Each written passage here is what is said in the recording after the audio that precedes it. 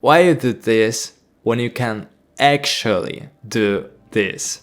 Oh, stop asking me what software I use. This is Cinema 4D and Octane, but if you don't know like the simple rules I'm gonna tell you about, software switch isn't gonna help you at all. So listen closely. What we are gonna start from is called camera angle, and camera focal length.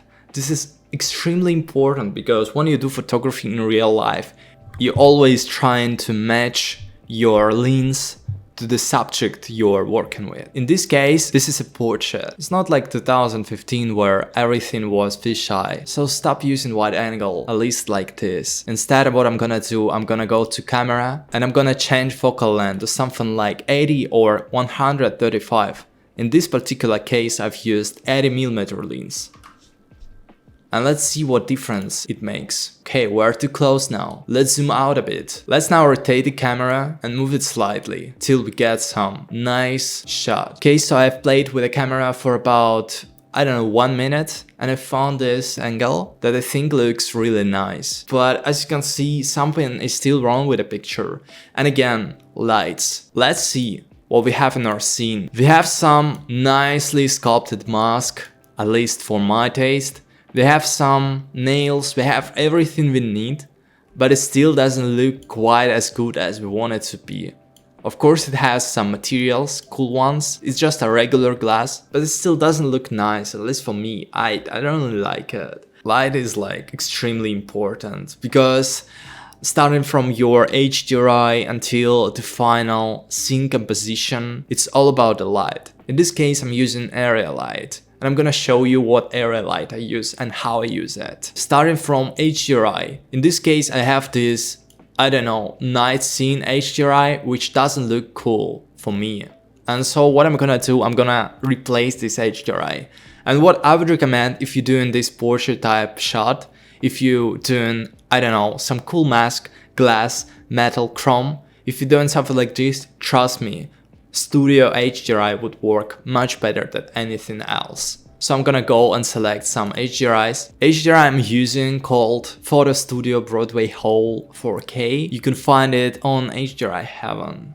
And by the way, if you would like to know how I did this mask, it's not super complicated, and I have full-length process how I create those masks on my Patreon. Patreon actually is an amazing way to support me if you like this sort of videos. If you like the content I do, go check out my Patreon page, because I have a lot of content there already. Now we have something a bit more, actually it became even more flat. So right now we have no shadows at all. Everything looks cool. We have some texture work that we properly set it up, but as you can see, it just lacks the definition, the depth. What we're gonna do is we're gonna add some lights now. But before that, what I'm gonna do again, what I'm gonna do, I'm gonna lower the power to something like 0.1 till it became black. Because the HDRI in this case works as a fill light. So HDRI in this case works mainly as a fill light, and what I need it for is to create some reflections on my chrome elements, on my glass elements, and basically to create some ambient light in the scene.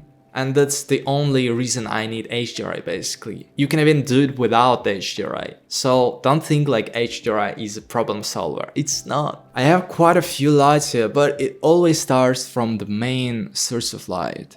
And in this case, I've called it main right here on this side. You can see it's called main. And if I turn it on, it just creates the main source of light. If you're familiar with studio light setup and everything, this is like 3-4 light. The angle is about 30 degrees.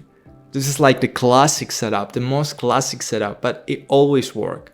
So trust me, try it out before you do anything else, any other fancy setup. Let's get into counter lights, and actually I have two counter lights in this scene.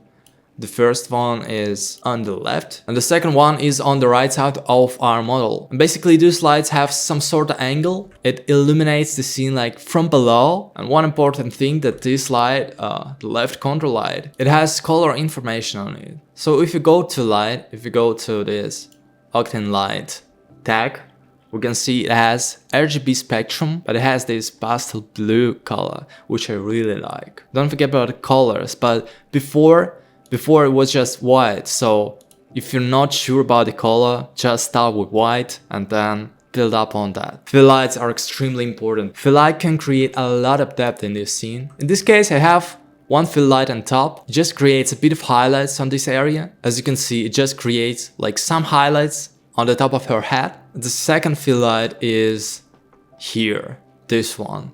And this one, it's not really like a fill light. It's more like a sunlight that I wanted to beam on our model to create sun ambient contour light or whatever you call it. Before, as you can see, it was without the character, which is really important. Some lights aren't meant to be physically accurate, but they're meant to create the look, the vibe and vision. And the last one is low fill, and basically what that means is that it illuminates our model from below and it goes up. So as you can see, if it feels like it doesn't too much, it actually helps us to define this area, to define the chin and the arm. I like to mix gobo with my main source of lights because gobos are amazing. If you know how to use gobo, go for it. Gobo is basically small light that is controlled by what's called distribution texture. And basically the distribution texture is black and white image. The white on that image is basically where the light is gonna appear, and the blacks are where the light isn't gonna appear. It's really simple. All I do is I go to distribution. Inside distribution, I go to C4D Octane, and here what I do, I select image texture. Once you loaded your image, you go to projection, you go XYZ to UVW, and here you lock aspect ratio, and then you can adjust the image size here. And as you can see, if you change the scale of this gobo, we can really adjust how the light spreads across our image, which is really cool. And this way you can achieve like some cool results, some unexpected results even. And it just really nicely layers on top of any image you do. So I would really suggest you to try gobos. Something is still off. I'm not sure what is that, but if you go to hair, we have some color information here, which is cool, but trust me, I've been there like thousands of times. Hair color is extremely important if you do characters.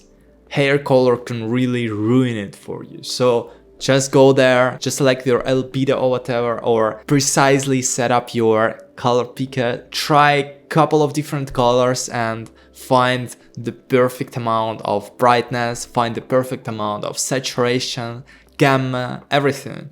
Because hair color is extremely important. So from that dark pink we went up to this light pink, and it really helps the image to pop. So if you look at her lips, these are looking cool, but imagine if she had some piercing going on. Let's try it out. That's better. Look at her elf ears. These are cool, but imagine she had some earrings, just small earrings. As you can see, again, the neck. The neck is cool, but what I usually do with those necks when she kind of bends her head down and you can't really see a lot of her neck and it's kind of covered by her own head.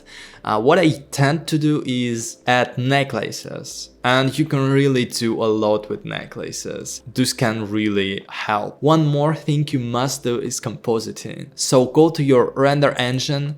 In my case, it's Octane Render AOV group. Just press enable couple of AOV passes, and these layers will help you tremendously when you start doing color correction, color adjustment inside Photoshop. And this is really important because when I started, I never used AOVs. I've never used AOVs, and then I've realized that AOVs, first of all, it helps you to speed up your workflow, and second of all, it actually helps you to elevate your work to another level. This is the image straight out of render engine, and this is cool, but this is better. And like all I usually do is I just add a lot of curves, and all of the curves are like opacity 16, so I slowly build the image up and I'm slowly creating the look that I'm after. It's not that complicated, and post-processing is extremely cool. Thank you so much for getting this far. If you like the content, if you'd like to support me, go check out my Patreon page. There is a lot of content going on my Patreon page. You'll find a lot of useful downloadable content there as well. Go check out my Instagram page as well. Go check out some stories because I post a lot of stories and I try to make them as useful as I can. Anyways, have an amazing week and bye.